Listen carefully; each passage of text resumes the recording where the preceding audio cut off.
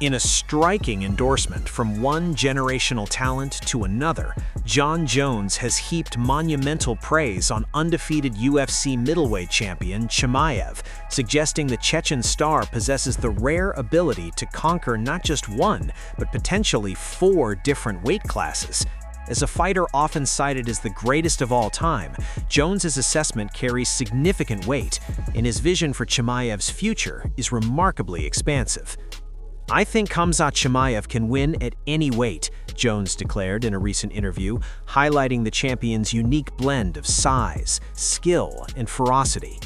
Jones's analysis wasn't vague hyperbole. He specifically mapped out a path of destruction across multiple divisions. He believes Chimaev remains small enough to return to welterweight, 170 pounds, where he began his UFC career, and is certainly dominant at his current middleweight home, 185. More audaciously, Jones sees him as a legitimate threat at light heavyweight, 205 pounds, confidently stating, "I think he'd do great against these guys like Alex Pereira and Magomed Ankalaev." Most staggering of all, Jones asserted that Chimaev is big enough to compete with heavyweights, the sport's pinnacle weight class. This multi-divisional forecast underscores a belief that Chimaev's skill transcends size, making him a unique threat anywhere he chooses to compete. This praise has evolved beyond mere words into a display of mutual respect. Previously, Jones expressed a desire to train with Chimaev, posting "real recognizing real" after the Chechen's title win. The two even engaged in a friendly, impromptu street grappling session in Russia last November. For Chimaev, who improved to a perfect 15-0 with a dominant win over Dricus du Plessis, this endorsement from the GOAT contender serves as the ultimate validation of his perceived limitless potential. While his immediate focus is on the middleweight division, Jones has now publicly framed Chimaev's career as one that could, and perhaps should be, defined by a historic chase for championships across the entire UFC landscape, a challenge few fighters have ever been deemed capable of undertaking.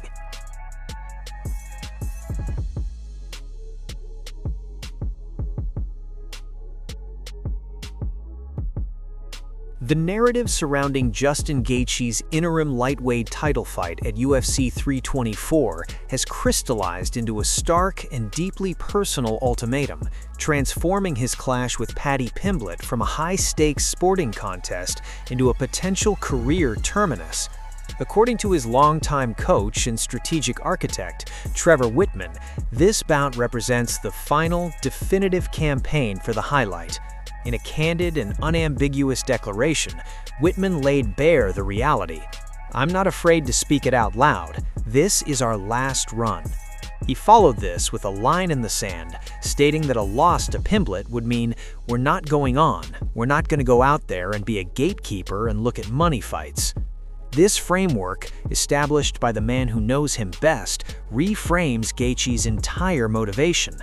At 35 years old, and after a career built upon a breathtaking portfolio of violence that has made him a fan favorite but exacted a heavy physical toll, the calculus has shifted. The priority is no longer merely competition. It is a conscious choice to preserve his long-term well-being for his family and to avoid the undignified decline of a former star taking fights for a paycheck. A defeat in Las Vegas would trigger that protective instinct, leading to a retirement that is already accepted as a logical and responsible outcome. However, a victory paints a profoundly different and ambitious final chapter. Winning the interim title would not be an endpoint, but a key. It would unlock a legacy-sealing unification bout against the sidelined undisputed champion Ilia Topuria, a fight Gaethje has long coveted. From there, Wittman's vision becomes grand. "My shoot-to-the-moon goal would be let's go and do repeat defenses." This path offers Gaethje the rarest of exits, the chance to author a champion's farewell, actively defending a UFC title before choosing to walk away on top, his health and legacy intact. Thus, every moment of the fight is laden with existential weight. Gaethje isn't just battling Pimblett's unorthodox style, he's grappling with the very conclusion of his own storied journey. For Pimblett, the dynamic adds a formidable psychological layer. He isn't merely trying to win a belt, but to become the fighter who writes the final sentence of a legendary career. The bout is now a crossroads where two futures collide. One fighter's dream of a glorious extended finale, and the other's ambition to usher in a new era by closing the book on the old.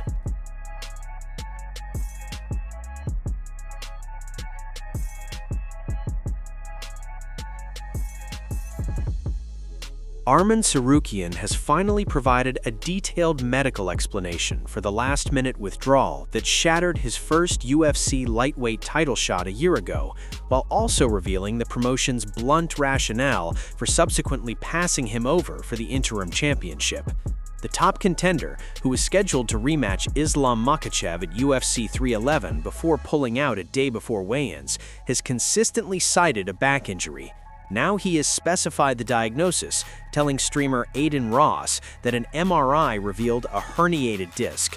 "My back was stuck, I couldn't move," Tsarukyan explained, adding that he may still require surgery if the issue flares up again. This claim directly addresses the widespread speculation, fueled even by commentator Joe Rogan, that a disastrous weight cut was the true cause.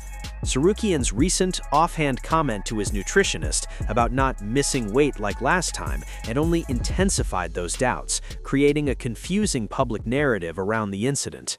More critically, Tsarukyan has disclosed the explicit reason the UFC gave him for being excluded from the UFC 324 interim title fight in favor of Paddy Pimblett.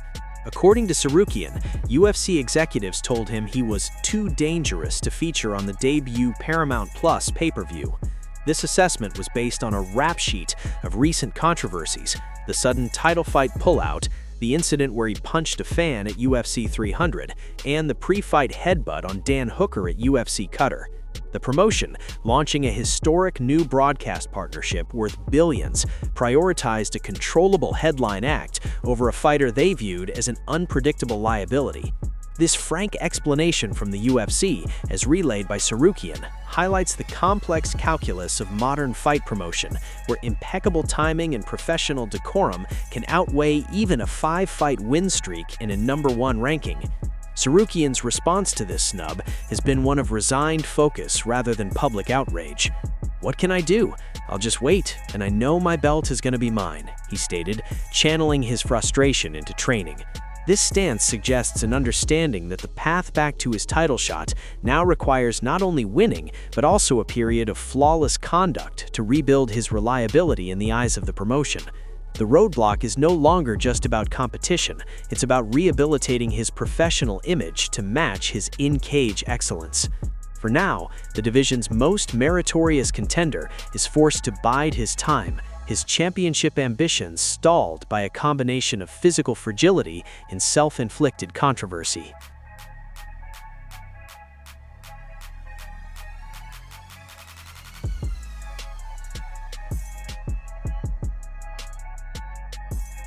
The highly anticipated wrestling unification bout between Nickal and Yoel Romero at RAF 5 has collapsed at the scale, leaving the event without its marquee co-main event. For the second time, a scheduled meeting between the two UFC stars has failed to materialize, though this time the fault lies squarely with Romero. Promotion officials announced that the 46-year-old former UFC title challenger missed weight for their light heavyweight championship match on Saturday morning. As a direct result, Nickal has been removed from the card and, by default, crowned the undisputed RAF light heavyweight champion. Romero has been stripped of his interim title, but will remain on the card in a non-title bout against Stephen Buchanan. This outcome is a significant disappointment for the promotion and fans, marking another chapter of frustration in the Nickal-Romero saga. The two were originally slated to meet at RAF 4, but Nickal was forced to withdraw. Romero proceeded to compete that night, dominating Pat Downey. This time, with roles reversed, Romero's failure to make the 205-pound limit has scrapped the matchup entirely. The incident also casts a shadow over the event's other championship affairs, as RAF featherweight champion Jordan Oliver also missed weight for his title defense rematch against Real Woods. Oliver has been stripped of his belt, though the match will proceed. If Woods wins, he will claim the now vacant championship. The fallout reshapes the entire RAF5 lineup, which streams on Fox Nation and is still headlined by the grudge match between Colby Covington and Luke Rockhold. For Bo Nickal, the situation is a bittersweet resolution. He secures the undisputed championship without having to compete, but is denied the high-profile victory and performance he sought. For Yoel Romero, a chance to claim a major wrestling accolade against a generational talent has slipped away due to a basic procedural failure, raising questions about his future in the sport outside the UFC. The event must now proceed with a significantly altered card, its two biggest wrestling attractions fundamentally altered by the scale.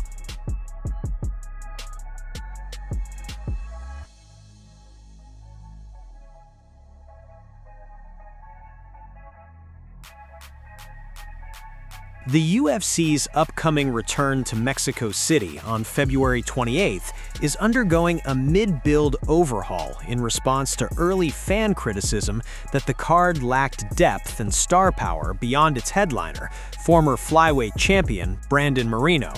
While the main event and a solid women's bantamweight co-main between Macy Chiasson and Ailin Perez were set, the overall lineup felt thin, prompting the promotion to make a strategic addition.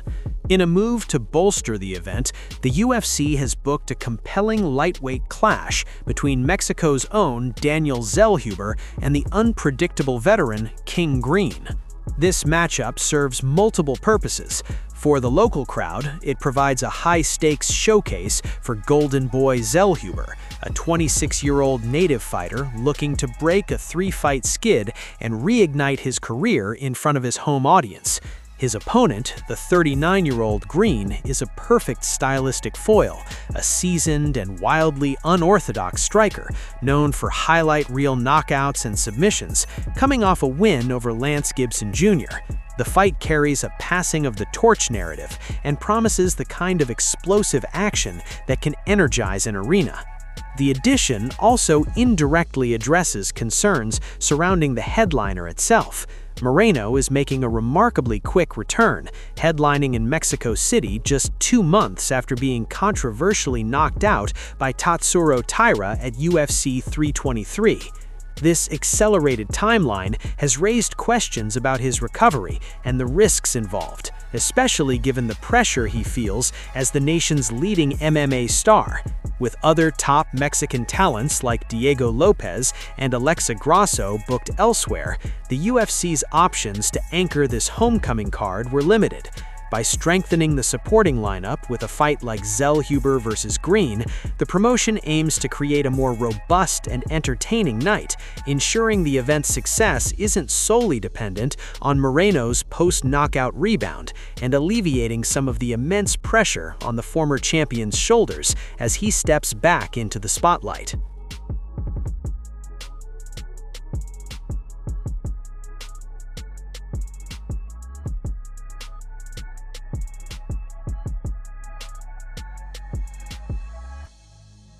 In a development that promises to unclog the stagnant pipelines of the UFC's lightweight division, champion Ilia Topuria has provided the first clear signal that his indefinite hiatus may be reaching its conclusion.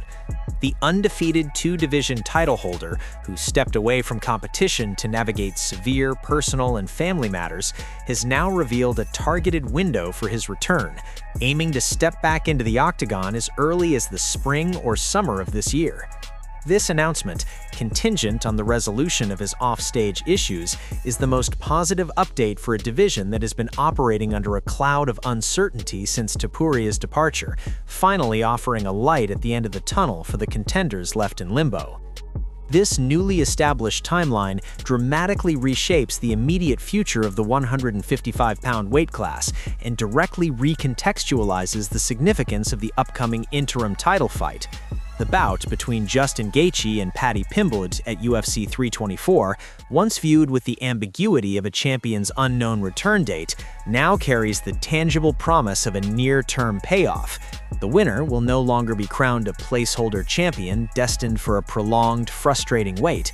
Instead, they can realistically anticipate a massive unification bout within a matter of months, This injects a crucial sense of purpose and legitimacy into the interim belt, transforming it from a symbolic consolation prize into a verified golden ticket to a legacy-defining main event against one of the sport's most dominant pound-for-pound forces. Nevertheless, Topuria's return does not automatically guarantee a straightforward path to unification for the UFC 324 victor. The division's landscape is complicated by the persistent and justified claim of Arman Tsarukyan, the top-ranked contender who has been repeatedly passed over for title shots despite a formidable winning streak. The UFC now faces a classic matchmaking dilemma. Does it honor the narrative and promotional momentum of the interim champion, whether it's the star power of Gaethje or the viral appeal of Pimblett, or does it finally capitulate to sporting merit and award the shot to Tsarukyan, the division's most consistently dangerous and technically proficient challenger? For Topuria, a spring or summer return sets the stage for a monumental first defense, a bout that could either be a massive commercial spectacle against a mainstream name or a pure elite-level sporting contest against his most skilled possible foil. After a period of frustrating paralysis, the lightweight division is abruptly springing back to life, with Topuria's return serving as the catalyst for a series of high-stakes decisions that will define the championship picture for the remainder of the year.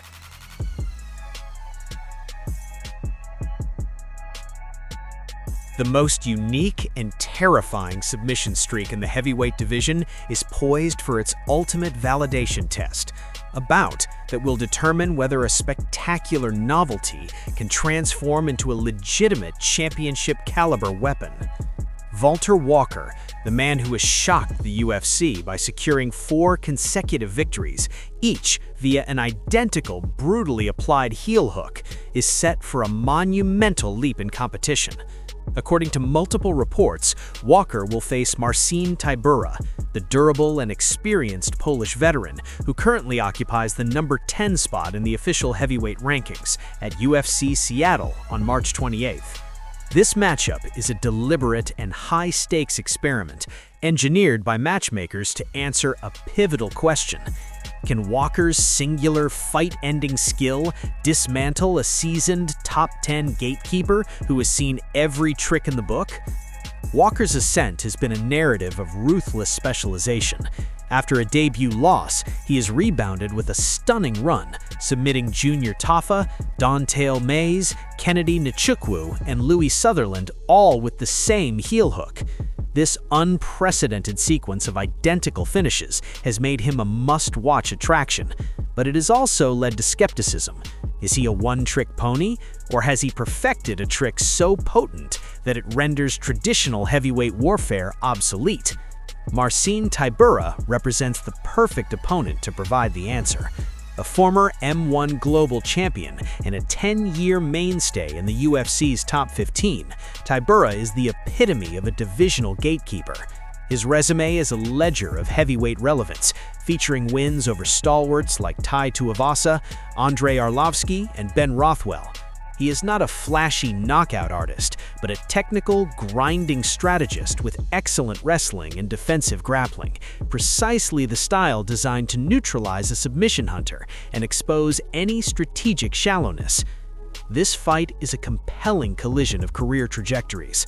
For Walker, it is the opportunity to shatter his prospect label and forcefully insert himself into the heavyweight elite, proving his heel hook is a universal key rather than a situational tool.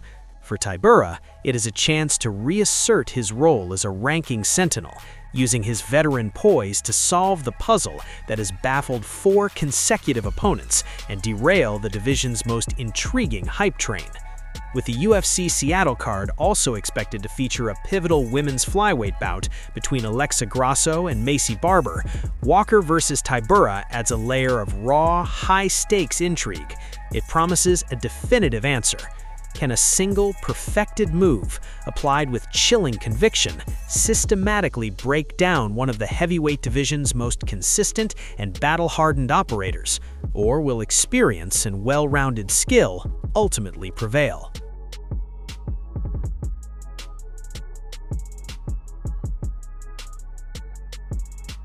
Virna Jandiroba's path back to UFC title contention will begin with a high-stakes, all-Brazilian showdown in the strawweight division. The former title challenger is slated to face the surging Tabitha "Baby Shark" Ricci at a UFC Fight Night event at the Apex in Las Vegas on April 4th, a matchup confirmed by multiple reports. This bout represents a critical juncture for both women, pitting Jandiroba's established grappling pedigree against Ricci's well-rounded and increasingly dangerous skill set in a contest that will significantly reshape the contender landscape at 115 pounds. For Virna Jandiroba, this fight is about immediate redemption and reaffirmation. Carcará saw her impressive 5-fight winning streak, a run that included victories over top-tier opponents like Yan Xiaonan, Amanda Lemos, and Marina Rodriguez, come to an end this past October when she dropped a decision to Mackenzie Dern for the vacant strawweight championship. As a former Invicta FC champion known for her suffocating jiu-jitsu and relentless pressure, Jandiroba remains one of the division's most formidable grapplers.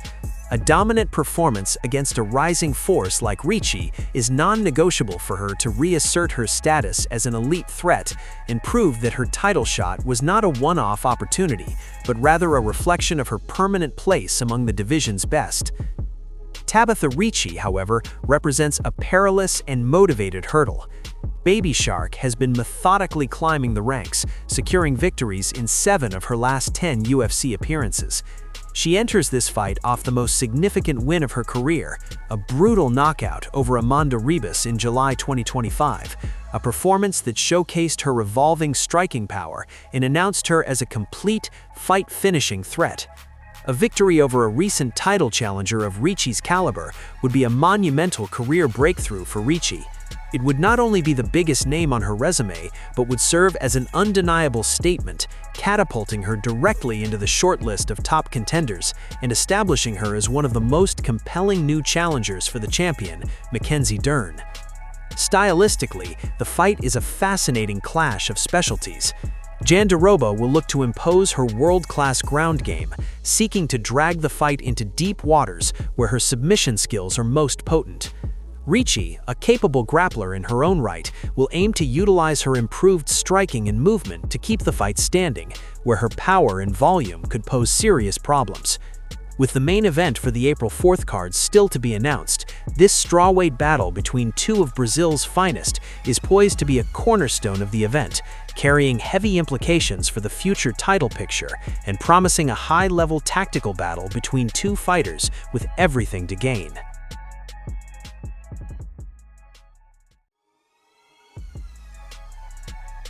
The simmering animosity between Bo Nickal and Colby Covington has boiled over from a heated exchange at a wrestling press conference into a formal call for a high-stakes UFC grudge match, though Nickal openly doubts his rival possesses the courage to accept.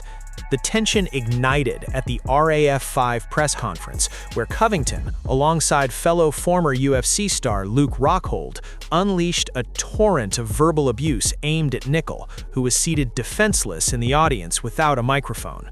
While a fight with the retired Rockhold is off the table, Nickal sees a clear and compelling opportunity to settle the score with Covington, as both men remain under contract with the UFC. Seizing the moment, Nickal took to social media to issue a direct and pointed challenge. "I'd love to fight Colby, but I seriously doubt he would fight me. We weigh the same, so let's do it at the White House." This call-out is meticulously crafted to be both enticing and inescapable. By bluntly stating, "we weigh the same," Nickal preemptively dismantles any potential excuse about divisional logistics, highlighting that while Covington fights at welterweight and he at middleweight, their natural walking weights are comparable. The audacious proposal to stage the bout on the historic UFC White House card in June adds a layer of immense prestige and global spotlight, transforming a personal feud into a premier attraction. However, the core of Nickal's message is the provocative expression of doubt. "I seriously doubt he would fight me." This isn't just bravado, it's a public questioning of Covington's willingness to engage in a high-risk fight that doesn't lead directly back to the title picture. The risk-reward analysis for both men is starkly different. Nickal, despite a setback loss to Reinier de Ridder, re-established himself as a terrifying prospect with a brutal head kick knockout of Rodolfo Vieira. A win over a notorious name like Covington on such a stage would be a career-altering victory. For Covington, who has been inactive for over a year since a short-notice loss to Joaquin Buckley, the fight represents a dangerous proposition. It's a physically daunting matchup against a younger, larger, and elite wrestler, with a loss potentially cementing his exit from championship relevance. Nickal's challenge is therefore a masterful trap. He has publicly dared chaos to either back up his incendiary words in the most high-profile setting imaginable, or to reveal his callouts as selective performance art, avoiding the very chaos he claims to embody. The ball is now in Covington's court, with the fighting world watching to see if his persona can withstand the reality of a Bo Nickal fist.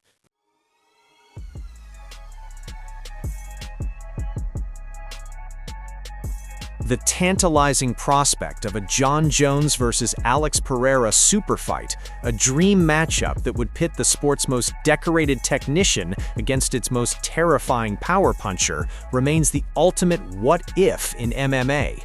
Despite fervent fan desire and Pereira's own call-out after reclaiming the light heavyweight title, the fight appears to be a non-starter due to the ultimate gatekeeper, UFC CEO Dana White. Jones himself has acknowledged that White is unlikely to greenlight the bout, citing the promoter's reservations about his reliability for a spot on the historic White House card. This corporate roadblock has left the fantasy in limbo, even as voices from within the sport continue to advocate for its spectacle. One of those voices is former light heavyweight champion Jan Blachowicz, who holds a unique perspective as a man who has shared the octagon with Pereira and spent years calling for a fight with Jones. The Polish power is not only a believer in the fight's appeal, but also in Pereira's chances to win it. "I think that he can do it," Jan stated, pointing to Pereira's transcendent knockout punch power as the great equalizer that could end the fight at any moment. His endorsement carries the weight of first-hand experience. He pushed Pereira to a split decision in the Brazilian's 205-pound debut and knows the sheer force he carries. He even envisions the perfect stage. Maybe at the White House they will make it. Interestingly, Jan's commentary is laced with his own long-simmering grievances toward Jones. He has repeatedly claimed that Jones ran to heavyweight to avoid facing him during his own championship peak at 205 pounds, asserting he knew if he faced me, he would have lost. This personal history adds a layer of pointed critique to his prediction. In his view, Jones, who avoided one dangerous power puncher in Jan, would be walking into an even more destructive version in Pereira. While the Jones-Pereira fight currently exists as a blocked masterpiece, stalled by promotional caution, the conviction of peers like Jan ensures the conversation persists. It frames the dream bout not just as a fan-friendly spectacle, but as a legitimate stylistic clash where the icy precision of the GOAT would be tested against the fight-ending violence of a man who has made a career of defying odds and shattering champions.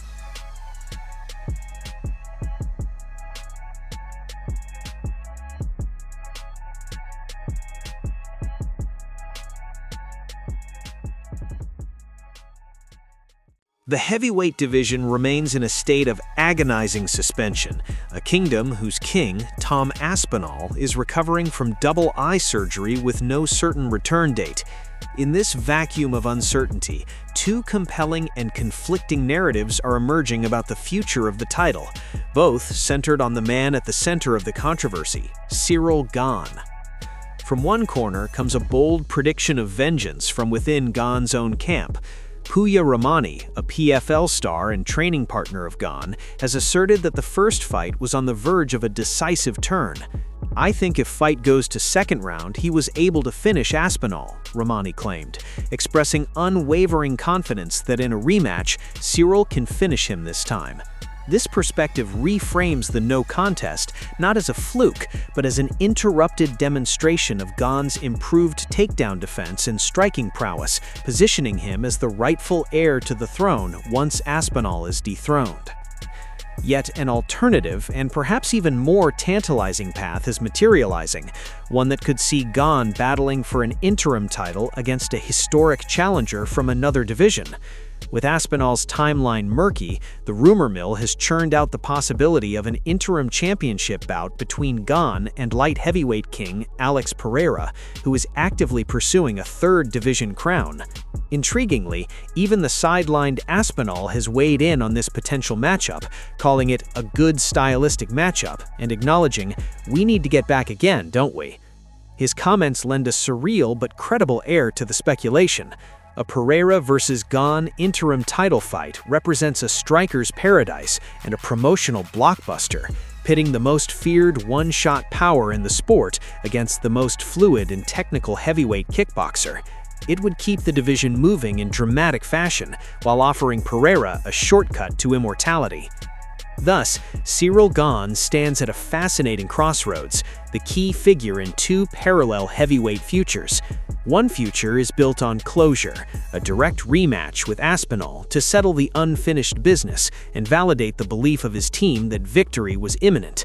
The other is built on spectacle and history, a chance to headline an interim title superfight against a legendary pound-for-pound great, with the winner positioned to face Aspinall in a monumental unification bout. The UFC's decision will hinge on medical reports, timing, and commercial calculus. Do they wait for their wounded champion, or do they create a massive interim event that captures the imagination of the entire sport? For now, Gane trains, Romani predicts, Aspinall heals, and Pereira dreams of heavyweight bold. The division's next move is the most anticipated puzzle in MMA, and its solution will define the landscape for the rest of 2026.